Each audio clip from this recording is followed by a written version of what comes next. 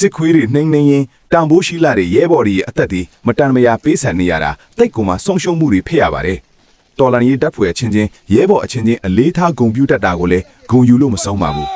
တိုင်းပြည်နဲ့ပြည်သူလူထုအထွတ်စစ်ခွေးအကောင်ကြီးတော်တော်များများနှိမ့်နှင်းခဲ့ရင်မြင့်မြတ်စွာအသက်ပေးလူသွားရသည့်ရဲဘော်ဝေယံကျော်ရဲ့မိဘတွေထံတပ်ဖွဲ့ကထွားရောက်အလေးပြုပြီးအချောင်းကြားဂုံပြုအလံပေးရခဲ့သည် ပြည်သူတို့ခမရရဲ့အတွက်တိုက်ပွဲဝင်မြင့်မြတ်စွာအသက်ပေးလူသွားတော့အာဇာနည်ရဲဘော်ဝေယံကျော်ဤမိသားစုဟာချင်းလူမျိုးရေးတပ်မတော် KIA KIO မြန်မာနိုင်ငံလုံးကိုစားပြည်သူ့ကာကွယ်ရေးတပ်မတော် PDF တပ်ဖွဲ့များနဲ့ဗမော် KI KPDF တပ်ရင်းတို့ကိုစားမိသားစုဟာလိုက်ပြုလင်းမြတ်ဒီနာချ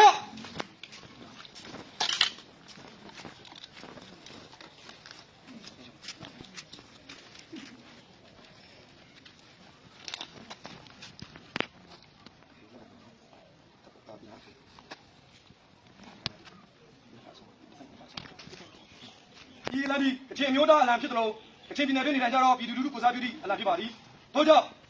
အာဇာနည်ရဲဘော်ဝေယံကျော်ဤဆုံးမှုအားကျွန်တော်တို့ကချင်းပြည်သူလူထုမှတိမတ်ပြုသည့်အတွက်ဤလံပေးရခြင်းဖြစ်ပါသည်ဤလံဒီအာဇာနည်ရဲဘော်ဝေယံကျော်ဤနောက်ဆုံးသောခီးစဉ်၌အသုံးပြုရသည့်အလံဖြစ်ပါသည်ဤလံကိုကျေးဇူးပြုလေးစားစွာဖြင့်လက်ခံပေးပါ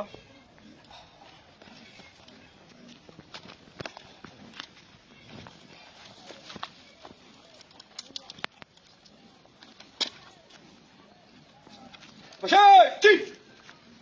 တာပြီလေဒီလူမျိုးလုံမြောက်ရေးအတွက်မြင့်မြတ်စွာအသက်ပေးလူတော်အာဇာနည်ရဲဘော်ဝေယံကျော်ဒီနေ့မြောက်လိုက်ယူ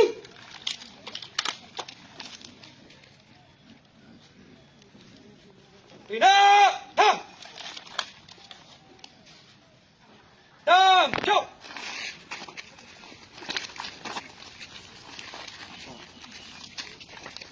ပလောနယ်က CDM ဆရာမနဲ့ခင်မွန်းကိုတပ်ဖြတ်သူ၄ဦးဖမ်းမိပြီဆိုတဲ့သတင်းကိုပြောပြပါမယ်။တနင်္သာရီတိုင်းပလောမိုနယ်က CDM ဆရာမနဲ့ခင်မွန်းဖြစ်သူကိုတပ်ဖြတ်သူ၄ဦးကိုဖမ်းမိပြီဖြစ်ကြောင်းကရင်အမျိုးသားအစည်းအရုံးရဲ့ KNU မြိတ်ထားဘက်ခရိုင်ကဒီကနေ့သတင်းထုတ်ပြန်သည်။ပလောမြို့နယ်ပညာရေးဘုတ်အဖွဲ့တာဝန်ခံဖြစ်တဲ့ CDM ဆရာမဒိုးအေတီအောင်နဲ့အမျိုးသားသည်ပလောမြို့နယ်စာကေးရွာနေအိမ်မှာဒီဇင်ဘာ15ရက်ကတပ်ဖြတ်ခံခဲ့ရခြင်းဖြစ်သည်။ဆရာမနဲ့ခင်မွန်းကိုတပ်ဖြတ်သူများသည်အရင်ကပြစ်မှုနဲ့အချုပ်ကျနေသူတွေဖြစ်ကြောင်း၎င်းတို့သည်ဒီဇင်ဘာ23ရက်မှာအချုပ်ဖောက်ထွက်ပြေးခဲ့သည်ဒီဇင်ဘာ15ရက်မှာလူသက်မှုကျူးလွန်ခဲ့ရာ18ရက်နေ့တွင်ကျူးလူသူ3ဦး18ရက်တွင်တဦးပြန်ဖမ်းမိခဲ့ခြင်းဖြစ်သည်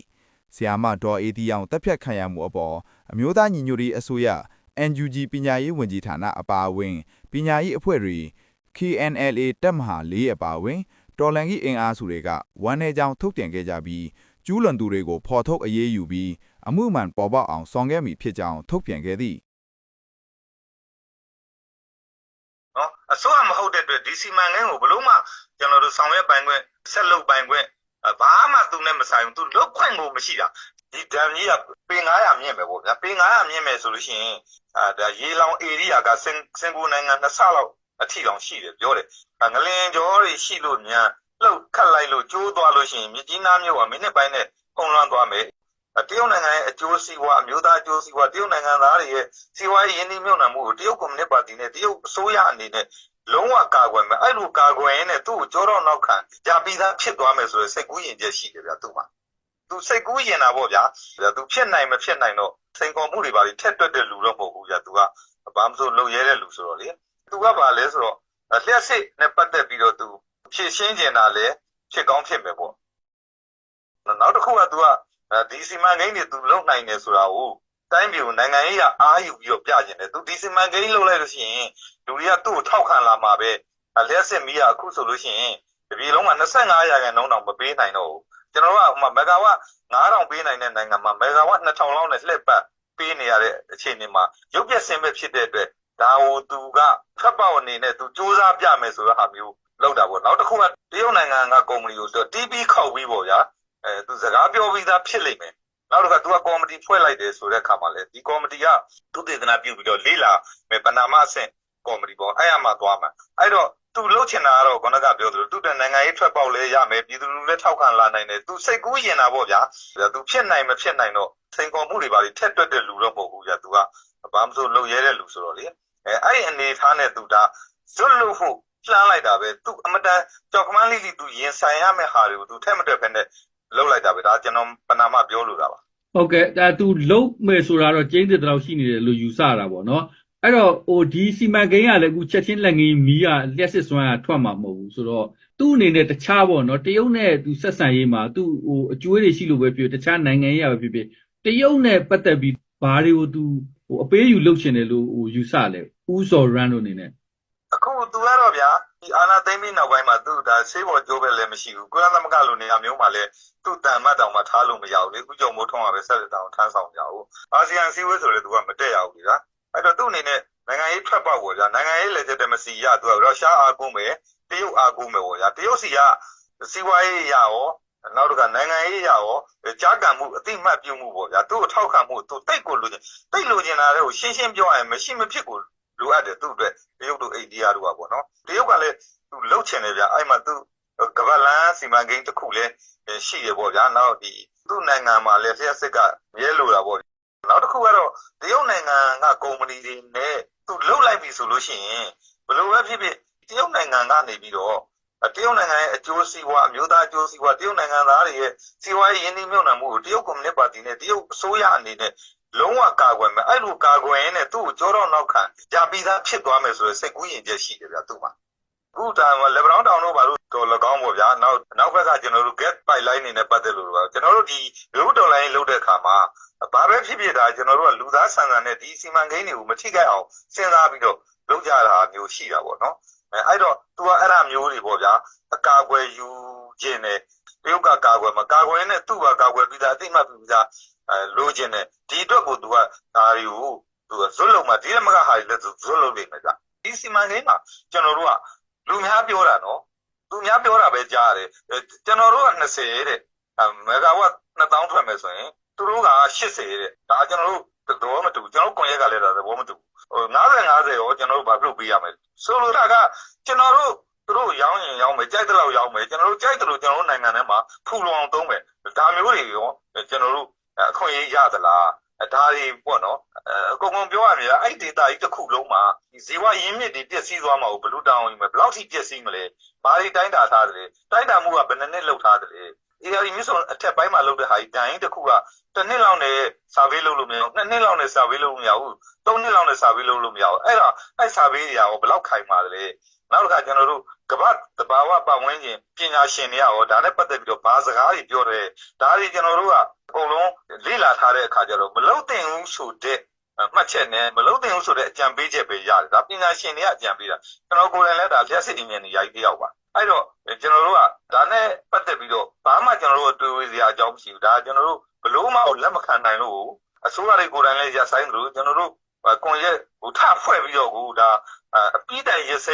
ဆိုင်အဖြစ်ကိုကျွန်တော်တို့ကြိုးပမ်းနေရတဲ့ဟာကိုကျွန်တော်တို့ဒါသမိုင်းမေးတောင်းနဲ့ဒါပြည်သားတွေအားလုံးကိုစားကျွန်တော်တို့တောင်းထမ်းဆောင်တာဗျဟုတ်ကဲ့အဲ့တော့အခုအစိုးရ20လုံးကချမပြဘူးပေါ့နော်ဒီသူတင်တာလောက်ထားတာတွေရောဒီစာချုပ်စာတမ်းနဲ့ပတ်သက်ပြီးတကယ်လို့အခုစစ်ကောင်စီကသူတင်တာသူတို့လုံမယ်သူ့ချိတဲ့အချက်လက်တွေရောချုပ်ဆိုမဲ့စာချုပ်တွေရောလူထုကိုပုံမလင်းချပြမယ်ဆိုရင်ရောဦးစော်ရန်တို့ဘယ်လိုသဘောထားပေးခြင်းလဲဟုတ်ကဲ့ကျွန်တော်တို့ပထမဦးဆုံးပြောချင်တာကဒီအစိုးရကိုယ်တိုင်ဒါပွင့်လင်းလင်းပြောမယ်ဒီအစိုးရကိုယ်တိုင်ကlegitimacy ရဖွဲ့စည်းပုံအခြေခံဥပဒေနဲ့ညီတက်တဲ့အစိုးရဟုတ်ရဲ့လားဆိုတဲ့ဟာကျွန်တော်ကဒါပွင့်လင်းလင်းပဲပြောမှာပဲသူတို့ဒီအစိုးရကအာဏာသိမ်းထားတဲ့အစိုးရဖြစ်တယ်ဖွဲ့စည်းပုံအခြေခံဥပဒေအားလုံးကိုဖောက်ဖျက်ပြီးတော့အာဏာသိမ်းထားတဲ့အစိုးရဖြစ်တယ်နံပါတ်1ချက်ကသူက legitimacy ရအစိုးရမဟုတ်နော်အစိုးရမဟုတ်တဲ့အတွက်ဒီစီမံကိန်းကိုဘလို့မှကျွန်တော်တို့ဆောင်ရွက်ပိုင်ခွင့်ကျွန်တော်တို့ဆက်လုပ်ပိုင်ခွင့်ဘာမှသူနဲ့မဆိုင်ဘူးသူလုတ်ခွင့်ကိုမရှိတာကျွန်တော်တို့ဒါပြောင်းပဲကျွန်တော်ပြောမယ်ပြက်ပြက်သားသားကိုပြောရမယ့်တာဝန်ရှိတယ်ကျွန်တော်ကကွန်ရက်ပေါင်း100ကျော်ရဲ့ကိုစားကျွန်တော်ပြောရတာဖြစ်တဲ့အတွက်နော်နောက်တဘာဝပေါင်းညင်ရောလူမှုပေါင်းညင်ရောပုံကိုယ်တွေအားလုံးအောင်ကျွန်တော်တို့ပြောရေးဆိုခွင့်ရှိသူအနေနဲ့ပေးထားတာဖြစ်တဲ့အတွက်ကျွန်တော်တမိုင်းတရားကအဖြစ်မခံနိုင်ဘူးဟုတ်ကဲ့တစ်ဖက်ကလျှက်စစ်စွမ်းရည်နဲ့ပတ်သက်ပြီးဝေဖန်သူတွေပြောတာကတော့အဲ့တော့ရေရလျှက်စစ်ကိုလည်းဒါမလုပ်ဘူးပေါ့နော်ဟိုအခုလိုအန်နေတွေရှိလို့နောက်ကြောက်မီးသွေးနဲ့လုပ်မယ်ဆိုလဲတဘာဝပတ်ဝန်းကျင်ကိုထိခိုက်မယ်စသဖြင့်အခုလက်ရှိမြန်မာနိုင်ငံမှာလျှက်စစ်မီးကလုံးဝမလုံလောက်တဲ့အနေအထားပေါ့နော်တခုတော့လုံးဝရမယ်အနေအထားလေဆိုတော့ဟိုမလုပ်ဘူးဆိုရင်ဒီလျှက်စစ်စွမ်းရင်ဖြည့်ရှင်းနိုင်မယ်နီလန်းကတခြားပါရှိမလဲဒီမှာမဂါဝါ9000ကျော်ပဲရှိ မဂါဝါ9000ကျော်ဆိုတာယူရီးယားဆိုရင်ဘန်ကောက်မြို့တစ်မြို့တည်းတော့မဂါဝါ1000တော့တမန်ရှိတယ်အဲ့တော့ဒီမဂါဝါ9000လောက်ကိုအခုသူတို့2000ကျော်လောက်နဲ့ပေးနေဆိုတော့ဒါသူတို့အစိုးရရဲ့ညံ့ဖျင်းမှုပဲလीအခုဒေါအောင်ဆန်းစုကြည်လက်ထက်မှာသူတက်ခါစားတော့ကမီးတွေမရဘူးဆိုပြီးနဲ့သူနောက်ဆုံး2020လောက်မှာရတဲ့လက်ရှိ demand အပြင်ကိုကြေးပါလေအထိတော့မီးတွေတိုးချက်နိုင်တယ်မရဘူးဆိုရင်ကျွန်တော်တို့ CNG gas demo တွေမှာပြီးတော့မောင်းတယ်ရေလက်စစ်တွေလောက်တယ်နောက်မကွေးမှာဆိုရင်ကျွန်တော်တို့က solar power တွေတည်တယ်နောက်တစ်ခုပါဗျာကျွန်တော်ပြောပြမယ်လျှက်စစ်တန်းနဲ့ပတ်သက်လို့အမြန်ဆုံးရနိုင်တဲ့ဒီတစ်ခုကပါဆို gas turbine တွေ gas turbine ဆက်လိုက်မှလို့ရတယ် gas တွေကိုရောင်းမစားဘဲနဲ့နော် electrical turbine တွေကိုတည်မယ်တိုင်းပြည်ရဲ့ rail system နဲ့ဟိုကျွန်တော်တို့ဒါကြီးထည့်မယ်ဆိုရင်ခဏဒီမဂါဝါနောက်ထပ်9000မကအများကြီးထည့်နိုင်နောက်တစ်ခါအသေးစားရေလက်စစ်တွေကျွန်တော်ကမြစ်စုံပဲကန့်ကွက်တာဟဲ့လားတန်လွင်မြစ်တောက်လျှောက်မှာကျွန်တော်တို့တည်လို့ရနောက်တစ်ခါနီးပညာရဗျာမြစ်တဲ့ flow ကိုပေါ့ဗျာ flow ကိုမြင့်ပြီးတော့ရေလက်စစ်ထုတ်လို့ရတာရှိတယ်မြစ်ကြောင်းလည်းမပြောက်ဘူးကျွန်တော်တို့သွားငါးတွေလည်းပဲအပေါ်ပိုင်းအောက်ပိုင်းဥချသွားလို့လာလို့ရတယ်ရှိတယ်အဲ့တော့ကျွန်တော်တို့ကစစ်တောင်းမြစ်ရှိတယ်ဗျာဒါသူတို့ဆိုပေါင်းလောင်းဆိုရင်290မဂါတည်ပြီးသွားပြီနော်ကျွန်တော်တို့ချင်းတွင်းမှာလည်းတည်လို့ရမယ်အဲ့လိုပေါ့ဗျာကျွန်တော်တို့အများကြီးရှိပါတယ်အဲ့ဒါကိုမစင်စားပဲနဲ့ပေါ့ဗျာဒါကြီးကိုပဲသူတို့လုပ်နေတာကတော့ဒါလည်းဘာကြောင့်မလုပ်သင့်ဘူးဆိုတာလည်းပြောပြီးပြီလေကျွန်တော်တို့ကတော့ဒါကိုစန့်ကျင်ပါပဲဟုတ်ပြီအဲ့တော့ဦးစောရတို့ဒါကိုရတပ်ပံဖြတ်သိမ်းရေးအတွက်ကိုစူးစမ်းနေတာဆိုတော့အခုစစ်ကောင်စီကပြန်စတော့မနေထားမှာဘာတွေလုပ်ဖို့ရှိလဲကျွန်တော်တို့ကဒါနဲ့ပတ်သက်လို့မြစ်ဆောင်စီမံကိန်းလုပ်မယ်ဆိုရင်ကျွန်တော်တို့အရင်တုန်းကနိုင်ငံတကာကိုထုတ်ပြန်ထားတဲ့စာတွေရှိတယ်တရုတ်ကိုပို့ထားတဲ့ထုတ်ပြန်ထားတဲ့စာတွေအစဉ်သင်းရှိတယ်နောက်တစ်ခါ NLD ဆိုရလက်ထက်မှာ NLD ဆိုရကိုပို့ထားတဲ့စာတွေလည်းရှိတယ်ဒါတွေအားလုံးကျွန်တော်တို့ကပြန်ပြီးတော့လုပ်ပြီးတော့ NUG ရှိတယ်လား NUG အစိုးရကိုကျွန်တော်တို့ဒီစာတွေနဲ့ပတ်သက်ပြီးကျွန်တော်တို့ရဲ့သဘောထားပေါ့မြစ်ဆောင်စီမံကိန်းပြီးတိုင်းတဲ့နိုင်ငံလုံးဆိုင်ကောင်ရက်ကနေကျွန်တော်တို့စာပို့မယ်နောက်တစ်ခုကတော့တရုတ်နိုင်ငံကိုကျွန်တော်တို့ကနော် NUG အနေနဲ့ချင်းကပ်ပြီးတော့ဟလာဒါကတော့လုံးဝမလုပ်သင့်ဘူးဆိုတာကိုပြောတာမျိုးတွေကန့်ကွက်တာမျိုးတွေလုပ်ရမှာပေါ့ဗျာလုပ်ဖို့လိုအပ်တယ်ပေါ့နော်ကျွန်တော်တို့ပြည်တွင်းကတော့ဒီအချိန်မှာကျွန်တော်ထင်တယ်လေဆန္ဒပြဖို့ကတော့ကွက်ကြားဆန္ဒပြတာလောက်တော့ရမှာပေါ့ဗျာအင်းနဲ့အားနဲ့အရင်ကျွန်တော်တို့လုပ်ခဲ့လို့ဟာမျိုးကြီးတော့ဒီနေ့ရှင်းလင်းပွဲကြီးတွေလုပ်ကျွန်တော်တို့မြို့တွေကိုလှည့်ပတ်အခုကတော့မရဘူးဒါပေမဲ့တစ်ခုရှိတာကကျွန်တော်တို့တိုင်းသားတော်လိုင်းရဲ့အဖွဲ့တွေကတွန်းမိုးထားတဲ့ဟာတွေပေါ့နော်တွားလို့ရှိရင်ကျွန်တော်တို့မဖြစ်ချင်တဲ့ဟာတွေဖြစ်လာလိမ့်မယ်ဗျဒါကိုမဖြစ်မနေတားမှာဆိုတော့အဲ့ဒါတော့ကျွန်တော်တို့ကြက်ကြက်တတိထားမှာတစ်ခုပဲဟုတ်ကဲ့ဦးစောရကျေးဇူးပါအခုလိုမြစ်ဆုံစီမံကိန်းနဲ့ပတ်သက်ပြီးတော့အသေးစိတ်